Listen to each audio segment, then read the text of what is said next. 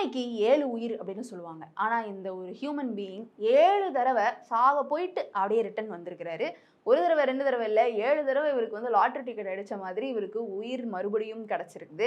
என்ன மாதிரியான தருணத்துல யார் இவரு?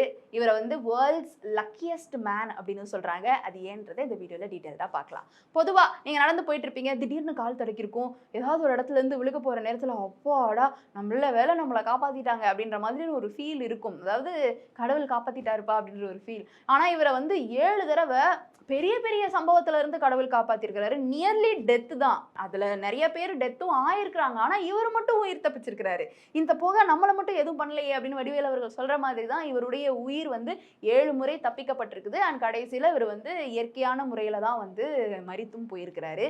அவருடைய பெயர் தான் ஃப்ரெய்ன் செலக். சென்ட்ரல் அண்ட் சதர்ன் ஈஸ்ட் யூரோப்ல இருக்கக்கூடிய ஒரு கண்ட்ரி தான் குரோயேஷியா அப்படின்னு சொல்றாங்க.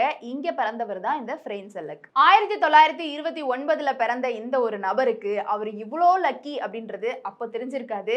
எப்ப இருந்து அவருக்கு தெரிய ஆரம்பிச்சது அப்படின்னு பாத்தீங்கன்னா 1957ல நடந்த அந்த ஒரு முதல் சம்பவம். இவர் ஒரு பஸ்ல டிராவல் பண்ணிட்டு இருந்திருக்கிறாரு. அந்த பஸ் வந்து தெரியாத விதமா ஆக்சிடென்ட் ஆகி ஒரு ரிவருக்குள்ள போய் விழுந்திருக்குது.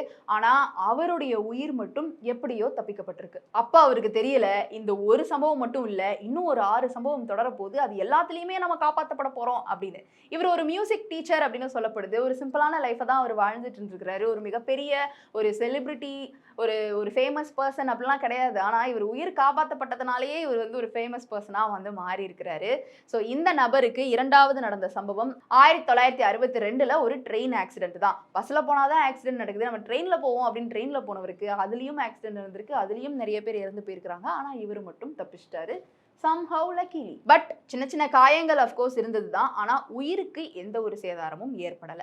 மூன்றாவதா 1963ல ஒரு பிளேன் கிராஷ். அதாவது இருக்கக்கூடிய எல்லா டிரான்ஸ்போர்ட்லயும் அவருக்கு ஆக்சிடென்ட் நடந்திருக்கு. அதுல இருந்து அவர் தப்பிச்சிருந்திருக்கிறாரு.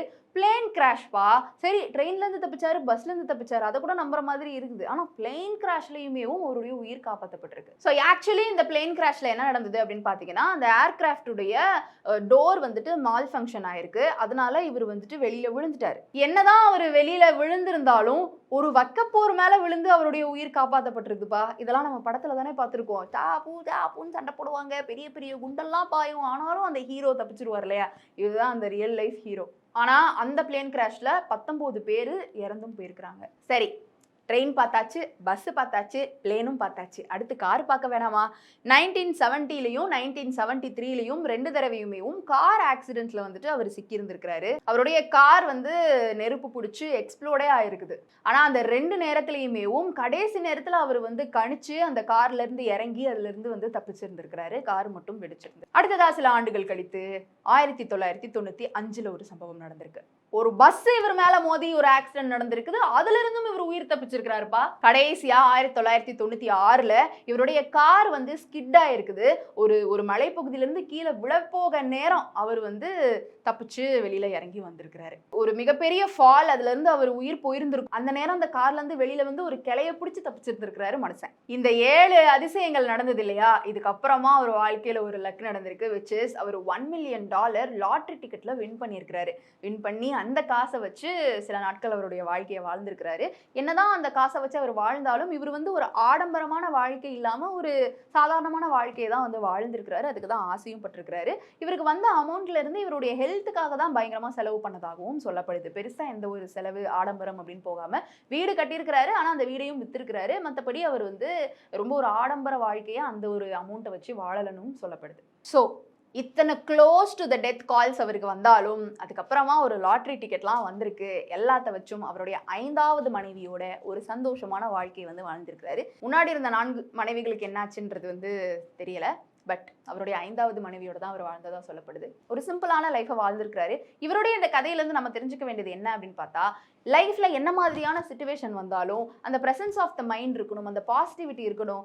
எது வந்தாலும் பார்த்துக்கலாம்ப்பா அப்படின்ற ஒரு மைண்ட் செட் இருக்கும் பொழுது ஒரு டெத்தே நம்மளை நெருங்கி வந்தாலும் அந்த நேரத்தில் அந்த பிரசன்ஸ் ஆஃப் மைண்டை யூஸ் பண்ணிட்டு நம்ம வெளில வந்துடலாம். இதுல நிறைய நேரங்கள்ல அவருக்கு லக் ஃபேக்டர் ஒர்க் அவுட் ஆயிருந்தாலும் நிறைய நேரங்கள்ல அவருடைய பிரசன்ஸ் ஆஃப் த மைண்ட் தான் வந்துட்டு ஒர்க் அவுட் ஆயிருக்கு அப்படின்னு சொல்லப்படுது. லைக் கார் எக்ஸ்ப்ளோட் ஆகும்போதோ இல்ல கீழே விழுகும் பொழுது கிளைய பிடிச்சி அவர் ஏறி வந்ததோ அந்த நேரத்துல ஒரு மனிதனுக்கு பதட்டம் தான் வரும். பதட்டத்திலேயே பாதி உயிர் போயிடும். அதுக்கப்புறமா மீதி உயிர் தான் வந்து அந்த பதட்டத்துல அவங்க கிவ் அப் பண்ணிடுறதுல தான் அது வந்து ஒரு ஆக்சிடென்ட்டா மாறி போறது.